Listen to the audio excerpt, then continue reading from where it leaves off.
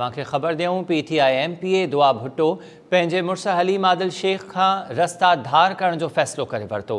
PTI MPA दुआ Bhutto opposition leader haleem Adil Sheikh खां खुला वठण लाइ अदालत पहुची वई। दुआ भुट्टो मलीर जी फैमिली कोर्ट में खुला लाइ दरख़्वास्त दाख़िल कराए छॾी आहे। टाइम न्यूज़ दुआ भुट्टो तरफ़ां दाख़िल करायल दरख़्वास्त जी कॉपी बि हथ करे वरिती। हलीम आदिल शेख ऐं दुआ भुट्टो जी साल 2018 में शादी थी हुई। 1 साल जो खेनि पुटु बि आहे। आगाह कयो आहे त MPA दुआ भुट्टो पंहिंजे मुड़ुस हलीम आदिल शेख खां रस्ता धार करण जो फ़ैसिलो करे वरितो।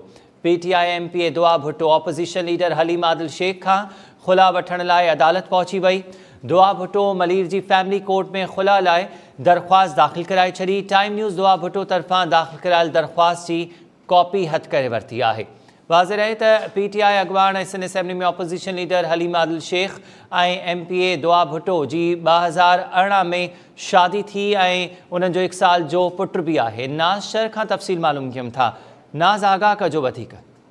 जी मां तव्हांखे ॿुधायां त पाकिस्तान तहरीक इंसाफ़ में जी जेका आहे सिंध असेंबली में रुकन दुआ भुट्टो ऐं सिंध असेंबली में गॾियल मुखालिफ़ धुर जो अॻवान हलीम आदिल शेख पारां जेको आहे जेका उन्हनि जी शादी थियल हुई उन में दुआ भुट्टो पारां पंहिंजी इज़वाजी ज़िंदगी जेका आहे उहा उन में राहूं जेके धार करण जो फ़ैसिलो करे छॾियो आहे। उन हवाले सां जेको आहे दुआ भुट्टो मां तव्हांखे ॿुधायां त ताहिरा उर्फ़ दुआ भुट्टो धीअ गुलाम मुस्तफ़ा भुट्टो पारां जेको आहे उहो मलिक जी अदालत में जेको आहे उहा दरख़्वास्त दाख़िल कराई वई आहे ऐं उन में PTI जी रुकन सिंध असेंबली दुआ भुट्टो जेका आहे उन खां जेको आहे कुल ऐं मेंटेनेंस जे लाइ जेका आहे उहा दरख़्वास्त जी कापी जेका आहे उहा टाइम न्यूज़ पिणु हथ करे वरिती आहे। मां तव्हांखे ॿुधायां त सिंध असेंबली में गॾियल मुखालिफ़ अॻवान हलीम आदिल शेख जी शादी जेका आहे MPA दुआ भुट्टो सां 2018 में थी हुई ऐं हलीम आदिल शेख मां दुआ भुट्टो खे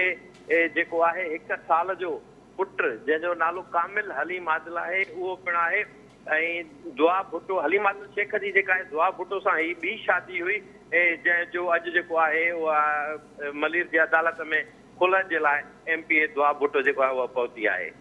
नाज़ ख़ानदानी ज़रियनि के क़िस्म का तस्दीक कई आहे त मामिलो हुयो छा कि इख़्तिलाफ़ हुआ काफ़ी अरसे खां पोइ काफ़ी अरसे खां जो मामिलो खुला ताईं पहुची वियो?